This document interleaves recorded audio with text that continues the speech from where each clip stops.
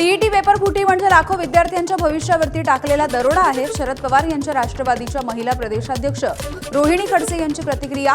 तसंच जे स्वतःच पक्ष फोडाफोडीमध्ये व्यस्त आहेत ते पेपर फुटी कशी काय रोखणार? रोहिणी खडसेंचा सरकारवरती हल्लाबोल. 2029 मध्ये रोहित पवार काँग्रेसच्या तिकिटावरती विधानसभा लढवणार. भाजपचे मुख्य प्रवक्ते नवनाथ बन यांचा खळबळजनक असा दावा.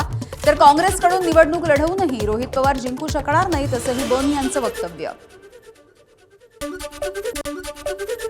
राज्यामध्ये 50% विद्यार्थी 11वी प्रवेशाविना. यंदा 14,36,656 विद्यार्थ्यांची 11वीच्या प्रवेशासाठी नोंदणी. 3 फेऱ्या झाल्याच्या नंतर 7,35,646 विद्यार्थ्यांचाच प्रवेश पूर्ण झालाय. रविवारी मध्य रेल्वेच्या माटुंगा मुलुंड धीम्या मार्गावरती आणि ट्रान्स हार्बरच्या ठाणे वाशी नेरूळ या मार्गावरती मेगा ब्लॉक आहे. अनेक लोकल सेवा रद्द, तर काही रेल्वे 15 ते 20 मिनिटं उशिरानं धावतील. पश्चिम रेल्वे मार्गावरती मेगा ब्लॉक नाही. व्हेनेझुएलामध्ये पुन्हा एकदा भूकंपाचे धक्के. व्हेनेझुएलाच्या उत्तर किनारपट्टीवरती 4.9 तीव्रतेचा रिश्टर स्केलचा भूकंप झालाय. दरम्यान गुरुवारी झालेल्या भूकंपामध्ये आतापर्यंत 920 जणांचा मृत्यू झालाय. तैवानमध्ये मेखला चक्रीवादळाच्या प्रभावामुळे मुसळधार पाऊस सुरू आहे.